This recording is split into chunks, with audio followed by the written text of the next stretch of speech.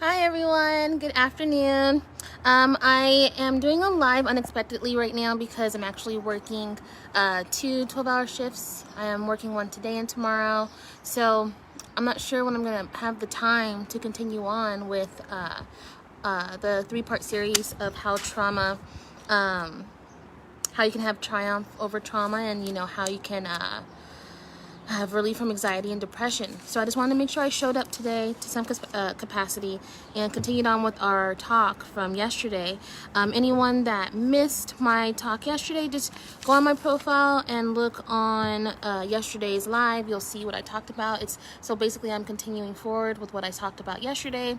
Yesterday I spoke about how we have biofields, how we have energy coming from our body, and how that energy is affected by traumatic experiences that happen in our lives, and how we lose our light when we go through traumatic experiences that cause stress, that cause us to have anxiety, have depression. And I wanted to get more in depth with what exactly that means. So here we go. I have my whiteboard, and hopefully you guys can see it more clearly today.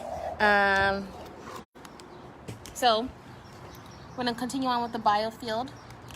So here's your body. Okay. And then what happens...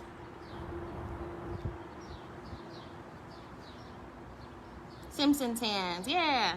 Okay, so what happens when you go through traumatic experiences, what happens when you go through depression, specifically, let's start off with actually just traumatic experiences. What happens when you go off with, when you have traumatic experiences is that you are, here's your biofield.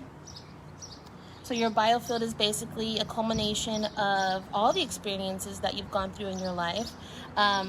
And when you go through trauma, your light that is emitted from your biofield is decreased. So what do I mean by that? Well, you have your biofield. Remember I said yesterday that can you see it this time with the writing? Hopefully you can. Biofield, oh no, it kind of looks backwards, but hopefully, maybe I'll figure out how to make that look better next time with how the writing looks, because I can't write that way. That's a little bit awkward for me, yeah. So either way, here's your biofield. Now your biofield is a culmination of all the experiences that you've gone through, and then you have your traumatic experience. So yesterday I talked about how you will have a traumatic experience.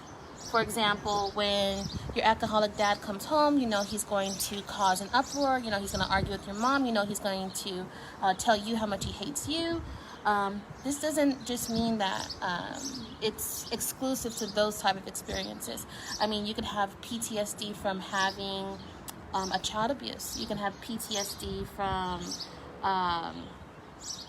postpartum depression. You can have PTSD from an abusive relationship. You can have PTSD from being cheated on by your spouse. You could have PTSD, so post-traumatic stress disorder, from anything that truly leaves an imprint on your memory, that leaves a lasting emotional imprint in your amygdala, which then causes a stress response in your body, which then causes cortisol to be released from your adrenals, which then causes your body to be in fight or flight response, which then causes you to not have great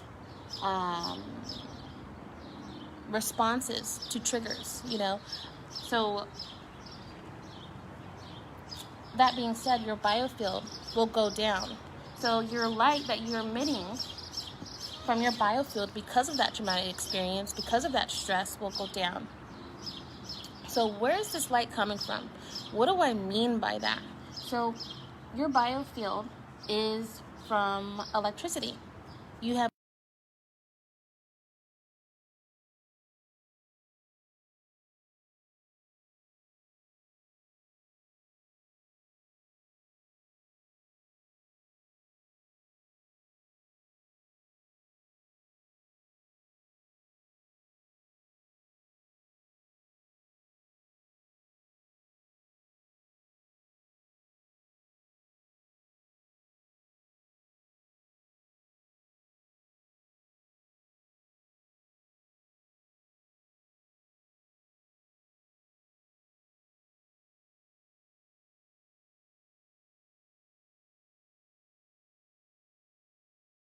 ECG, excuse me, for your heart. It's called an electrocardiogram, okay? And those both measure electricity in your heart and in your brain, respectively. So you are literally a walking ball of electricity. Now, when you go through stress, you literally, and I'm not joking when I say this, this has been proven with research, you literally give off something called biophotons. Okay, remember the example that I showed yesterday about how a mung bean, oh, I don't have my green today, I'll just give it blue. It's called a blueberry. Okay, so when you go through stress, let's relate your biofield to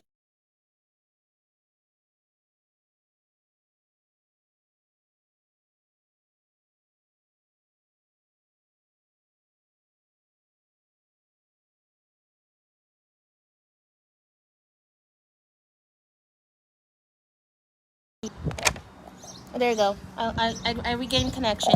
So your blueberry, when it goes through stress, let's say it's being cut, your blueberry will now have a lower frequency of blue. There you go. We're back. A lower frequency of blue being emitted. So you'll have less blue coming from that blueberry. It'll be less brilliant. It'll be less vibrant. That same thing happens to your body when you're going under stress. And it's because of biophotons literally coming off of your body. Those are basically light particles that come off of your body. So you literally have this light particles coming off, all these different directions, coming off. It's actually pretty brilliant to see that, but it's an indicator of how important it is to maintain your stress levels, because you're literally losing light out of your body. You're losing your life force, you're losing your energy out of your body when you go through stress and you're not addressing the reasons for that stress, and you're not addressing how it's constantly putting you in a fight or flight mode. So you're losing biophotons. And when you lose those biophotons, let me get a different marker. When you lose those biophotons, you actually start to emit a lower frequency of light. So let's just imagine that your biofield is starting to decrease in how it emits light. These things are factual. So when I say that energy healing can give you your light back, it's actually because you're now healing your body and allowing the light to come back into your body. You're allowing those lost photons that you lost due to that stressful event to come back into your body. And it's very important that you address the stress that comes from traumatic experiences, because you will literally continue to lose light out of your body and get yourself sick. Okay, so what do I mean by that? Well, these biophotons are important in your cellular processes. They're important in your maintenance of your body, in the things that happen to create your, that allow your heart to function, that allow your brain to function, that allow you to digest, that allow you to fight off diseases, that allow your immune system to work. These biophotons are in every single process of your body. So when you lose biophotons, when you lose the light that is in your body, you literally are causing your body to have a lower immune system, and you're causing your body to get sick, which is why cortisol, which is why stress kills. That's where we get that saying from. Stress does kill, because you lose the light out of your body that is involved in so many processes in your body that allow you to live. So I'm going to write that down. When we say that stress kills, it's literally because stress is causing you to lose biophotons, which is the light process, which is light, which is involved in cellular processes that are allowing you to live. Okay, so you're killing your immune system literally when you are on a great deal of stress, when you have flight or flight response constantly, that is constantly being reinforced. And what do I mean by constantly being reinforced? Well, When you have unaddressed anxiety, when you are constantly anticipating another stressful event to happen in your life, you are constantly putting your body in fight or flight response, which then puts your body in a position to constantly be under stress, which then puts your body into a position of constantly losing its light, which then puts your body into a position of constantly having a lower immune system and killing yourself. Okay? So what I'm saying is you have to know how to get your light back. You have to know how to turn that stress into a learning experience instead of an experience that kills you. And that's what energy healers do. We give you an opportunity to address the stress in a way where you are no longer responding to the flight or flight to the trigger that's causing you to have the flight or flight response. Okay, we're changing your reaction. Oh gosh, all my notes are like flying away. Oh my god. But it's okay. I have a general understanding of what I have to say anyway, so it doesn't matter. So how do you do that? How do you change your triggers? How do you stop reacting in the way that you have been trained to react due to your flight or flight response? Well, first you have to get in a more relaxed state of mind, and that's what an energy healer does. So yesterday, hold on. Let me just make sure everything doesn't fly away on me. There you go. All right, got it. I got it together, y'all. So yesterday, I mentioned to you that you have beta waves. You have beta wave patterns in your brain. I may have mentioned it. But if I didn't, I'm going to mention it right now. So let's redraw our head. Let's redraw our brain. So in your brain, you have something called beta wave patterns. Okay? So these beta wave patterns are emitting a certain frequency.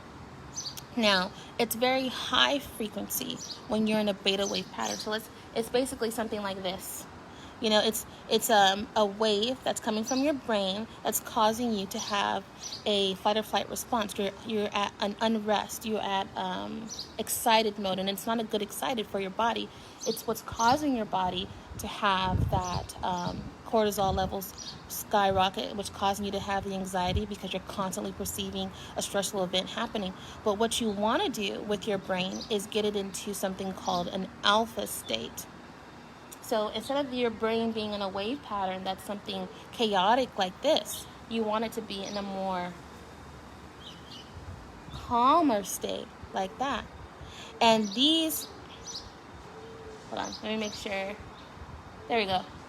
So this alpha pattern allows your brain to be at a more calmer state, in a more relaxed state. And that's what energy healers do. It gives your brain the ability to be in a more relaxed state. And then after you get into that relaxed state, your body can actually naturally start healing back itself.